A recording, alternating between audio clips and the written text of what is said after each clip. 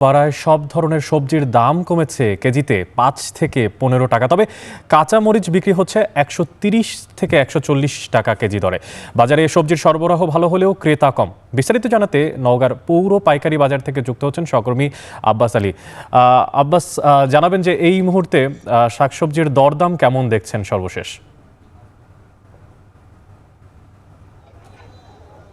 অনেক ঈদ পরবর্তী সময় আসলে সবজির বাজারে প্রচুর পরিমাণ সবজির সরবরাহ হয়েছে, তবে ক্রেতা সমাগম কম হয়।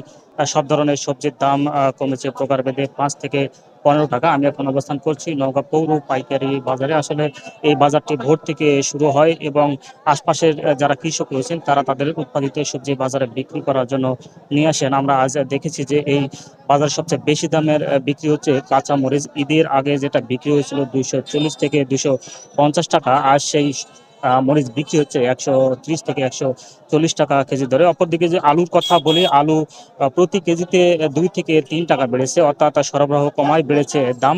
প্রতি কেজি প্রকারভেদে বিক্রি হচ্ছে ৫২ থেকে ৬৬ টাকা পর্যন্ত। করলা দাম কমেছে, ১০ টাকা কমে বিক্রি হচ্ছে ৪০ টাকা। বেগুন প্রতি কেজিতে ১৫ টাকা কমে বিক্রি হচ্ছে ২০ থেকে ৩০ টাকা। অর্থাৎ সব ধরনের সবজির দাম কেজিতে ৫ থেকে ১৫ টাকা কমেছে। ঢেঁড়স ১০ টাকা কমে বিক্রি হচ্ছে ৫ থেকে ৬০ টাকা। লাউ প্রতি পিস ৮ টাকা কমে বিক্রি হচ্ছে ১২ থেকে ১৫ টাকা। কুমড়া বিক্রি হচ্ছে ১৫ থেকে ২০ টাকা।